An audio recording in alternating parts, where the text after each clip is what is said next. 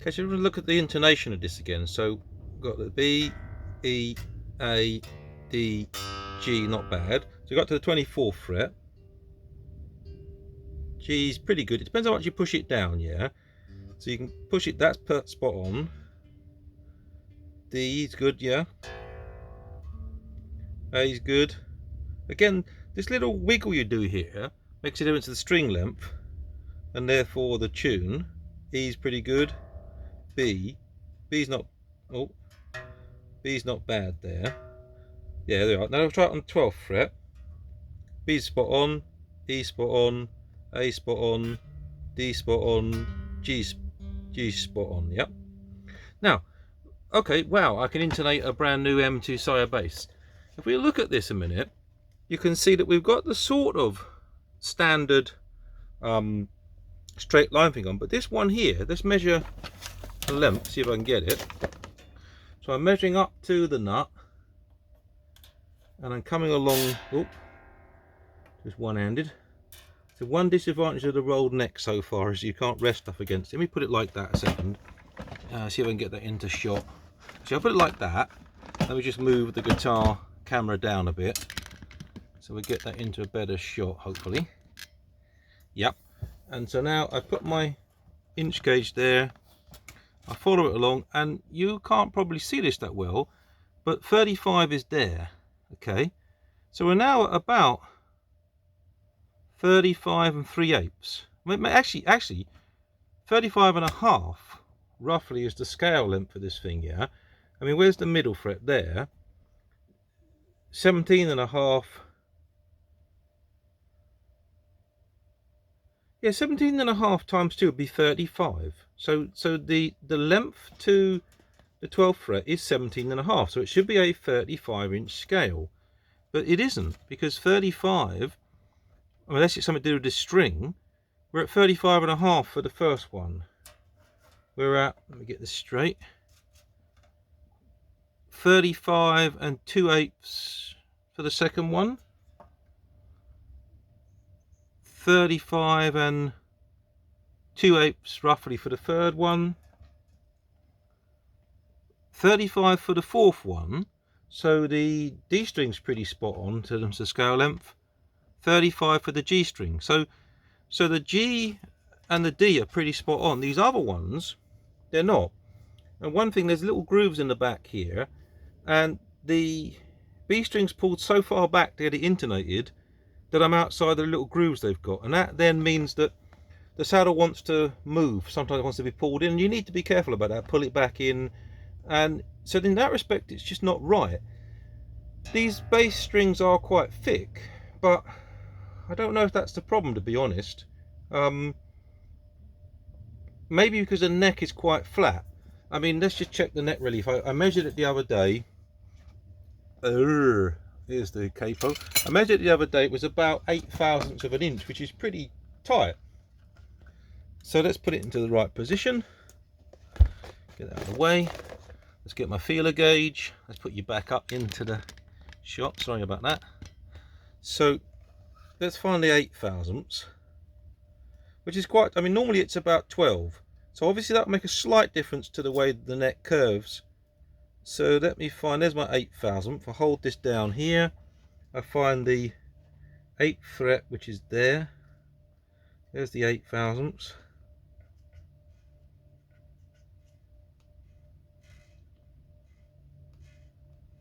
Yeah, it's about 8/1000, which is really quite flat, but you don't get that much fret buzz out of it, so that's quite neat.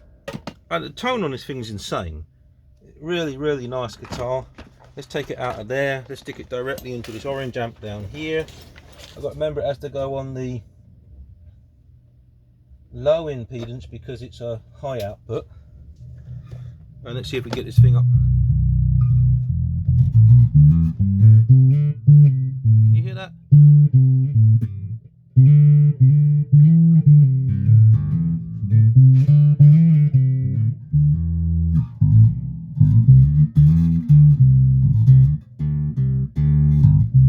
Some people are complaining about the rattle off the frets, the fret bars. This is very flat, so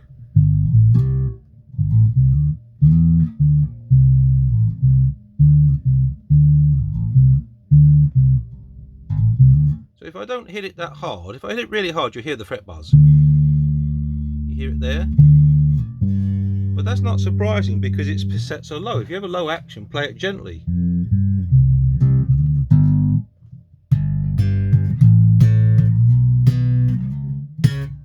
The slap is amazing. So just to recap, the controls seem to be, this is the bass down here, so let's play a bit of bass. Yeah, obscene amounts of bass. Let's get that out of the way. So the bass is the last one here. It's got a middle détente. That puts it onto passive. Makes no difference in passive. Now then we've got this sweet pot. So the top is the amount, the bottom is the actual frequency. So you can hear, we can change the mid-range. So let's put it onto the lowest. And the actual sweep doesn't make that much difference there, but there it does. So that's the top pot. But on my one, the top pot's moving, the bottom one isn't. Some people complain theirs is different. Put it all in mid. This one here is then the high frequency treble. You can hear it make a difference. Now, it makes less difference on this lower one, I think, won't it?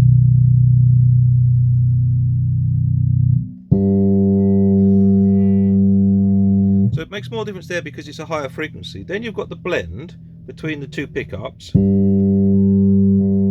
That in itself is quite interesting because you get like a vocal formant going on. So this is the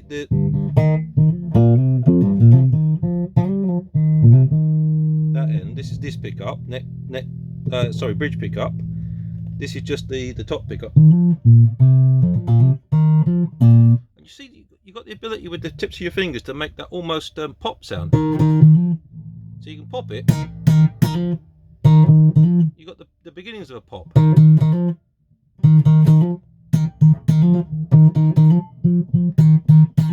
So that's quite a neat feature. It's really quite nice. So that's the things, and then this is the overall volume. So, and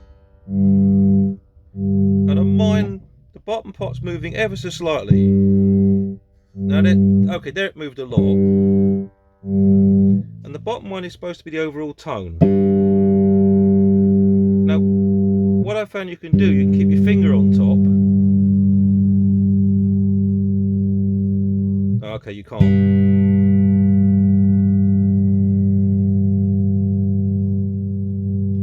So there is a difference, not so much on the low strings.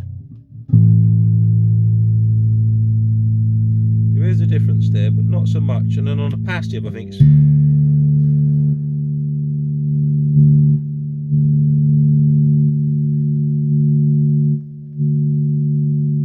Let's try it again.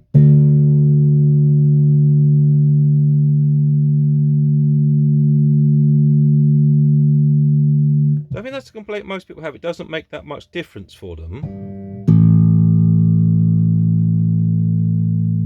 It did seem to a minute ago, but I suppose that's the volume making most of the difference there. But so far so good. What I've done, let me just switch that down, that one.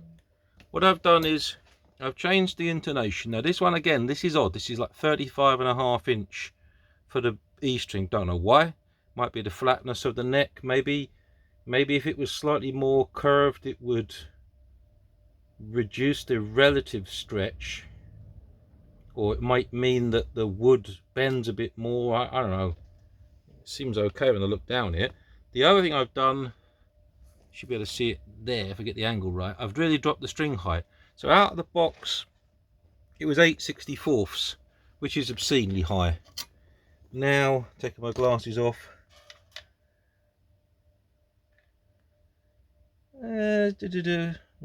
It's still about 6/64 on the B. 5/64 on the E, which is right. 5/64 there. 5/64. 4 on the end. So 4 on the G, slightly higher on the B. 5/64 on the E. Well, that's where I like it. So I think the B needs to be slightly higher because it's so heavy. But it's a really lovely bass. I like this. I've got plenty of other basses.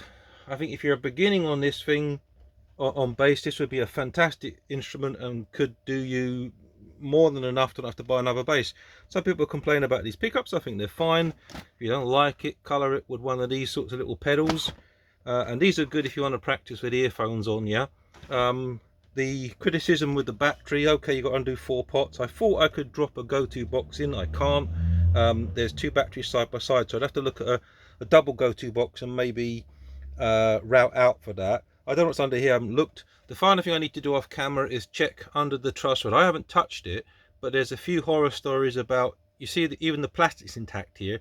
There's a few horror stories about these having all the nuts stripped out, and people say don't use the nut that came with it. I mean, I'll measure that and see what it's like. I have a bigger one here that I use, which is 4mm, so I'll check if it's 4mm and use that instead. But yeah, other than that, fantastic bass. I've had a play with it. I played the whole of Keen's Hopes and Fears to myself with this. It's a beautiful bass, so comfy. Nothing wrong with these fret ends. They're really smooth. They've been rolled. Really comfortable for my hand, yeah. Really comfortable bass and lovely tone. You get fantastic slap out of it. You got the passive and active if you want that. Highly recommend this bass. The bridge is a bit crap. Let me just check again. I think it is a bit neck heavy, but let's just check it. Yeah, it's neck heavy there. But I mean, if I play it in this position, which I don't play basses like this between my legs normally, but maybe I've been doing it wrong all these years, yeah, because that fits fine. And it feels really good, yeah. There's something about this bass that is really good. So well done to Sire, well done to Marcus for putting your experience into it and your expertise. And I love the colour. I'm arguing with my daughter at a minute because I think that this is green, but looking on it's blue. The one I played in Anderson was slightly more greener. Here's one I made myself, yeah. Sorry, this is my fretless guitar. So I made this and stained this. I followed Highline Guitars and the what does he use? Oil paints and thinners. That was quite fun doing that one. But this thing is lovely. I've put the other ends on it, different strap locks that can go into my strap. So that allows me to strap any guitar that I've got onto this thing. So that's the only reason I've done that. It's lovely. If you have any questions about it, send it to me. But I don't get so much of the fret buzz that other people are talking about. But I tend to hold the frets down a bit more, or the strings down to the fret a bit more. I don't pluck as hard unless I'm really into it.